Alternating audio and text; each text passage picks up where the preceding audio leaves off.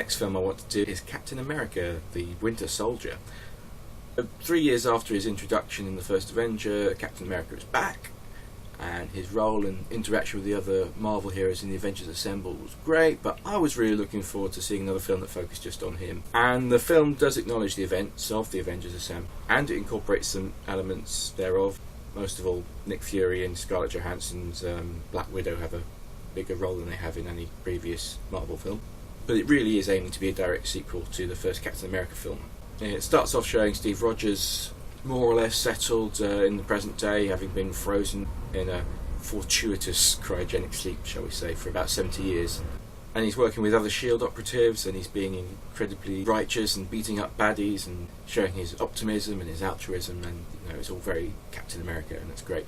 And then the plot develops into a conspiracy tale with the sort of typical intrigue of a mystery of who's the mole, who's betraying everybody else, who's undermining S.H.I.E.L.D. And I got pretty excited about that. I really like those kinds of stories, when they come up in Star Trek 6 and The Usual Suspects, 24. I get excited about those all the time. But unfortunately, the mystery is rather short-lived because you're not much further into the film before you really know exactly what's going on. I've got a couple of problems with the film in general.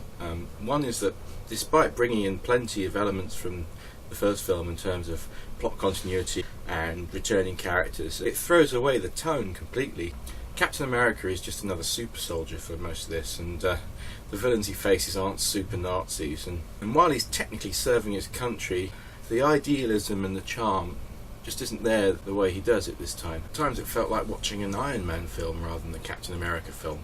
The other problem I have is that despite the film going for an overall dark tone, the villains this time are rather bland. The one truly and brilliantly dark element of the first Avenger, the Red Skull, is darker than anything in the Winter Soldier. The opposition to S.H.I.E.L.D. is based on politics, and you don't have anyone that's so evil that you want to see Captain America fight the good fight against them.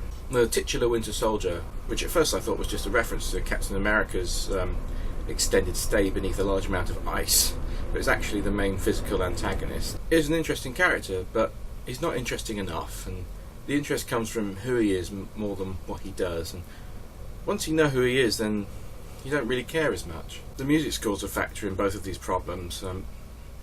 Alan Silvestri's score, which was all about the triumph of optimism over pragmatism in the first film, is replaced by a rather perfunctory effort from Henry Jackman, which gave round two to the previously on-the-ropes pragmatism, really. Apart from that, though, the action sequences are fun, and I was never bored by the film.